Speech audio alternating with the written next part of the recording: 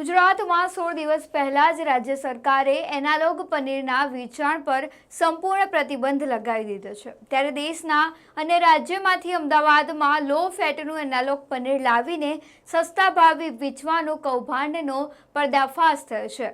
એએમસીના food વિભાગે Kankaria દેડકી garden નજીક કોર્પોરેશનના પે એન્ડ પાર્કિંગ પ્લોટમાં 2 લક્ઝરી બસમાં આજે એટલે કે 21 ઓગસ્ટે વહેલી સવારે દરોડો પાડ્યો હતો, જેમાં 408 કિલો લો ફેટ પનીરનો જથ્થો ઝડપીને સીઝ કર્યો છે। તો શું આ જથ્થો અમદાવાદના બજારમાં વેચાવાનો હતો? આવો જાણીએ સમગ્ર કાર્યવાહી વિશે। નમસ્કાર, તમે જોઈ રહ્યા છો એચડી ન્યૂઝ અને હું છું આપની સાથે પૂજા રાવલ। અમદાવાદમાં એએમસીના ફૂડ વિભાગે મોટી કાર્યવાહી કરીને રાજસ્થાનથી લાવવામાં આવેલું 408 કિલો શંકાસ્પદ લો ફેટ પનીર ઝડપી પાડ્યું છે। આ પનીર લક્ઝરી બસ મારફતે જોધપુર અને પાલીથી અમદાવાદ લાવવામાં આવી રહ્યું હતું। પનીર લેવા માટે નરોડા અને મણિનગરના 2 વ્યક્તિઓ આવ્યા હોવાની પણ માહિતી સામે આવી છે। ખાસ વાત એ છે કે તેમાં પ્રતિ કિલોની એમઆરપી 450 રૂપિયા લખેલી હતી, પરંતુ આ 2 વ્યક્તિ 240 રૂપિયાના ભાવે આ જથ્થો લેવા આવ્યા હતા। ફૂડ વિભાગ દ્વારા આ પનીરનો જથ્થો સીઝ કરીને લેબોરેટરીમાં તપાસ માટે મોકલી આપવામાં આવે છે।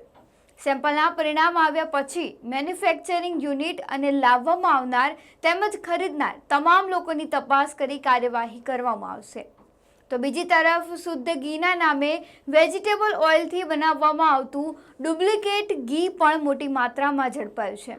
અત્યાર સુધીમાં 8 થી 9 ટન જેટલું ડુપ્લિકેટ ઘી સીલ કરવામાં આવ્યું હોવાનું સામે આવ્યું છે।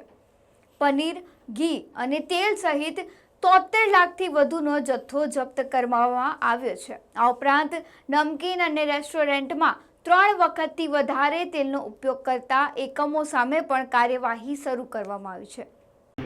वो लग्जरी के ड्राइवर लेके आए थे और जो एक मणिनगर का बंदा था और एक नरोड़ा का बंदा था जो लेने आए थे और वो अलग अलग जगह पे डिस्ट्रीब्यूट करते थे, ऐसा हमने इनिशियल इन्वेस्टिगेशन में हमको पता चला।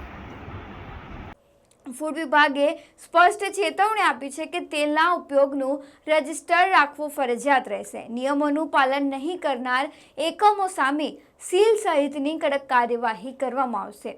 તો અત્યાર સુધીમાં 60થી વધારે એકમો સામે કાર્યવાહી થઈ હોવાનું પણ સૂત્રો દ્વારા જાણવા મળ્યું છે।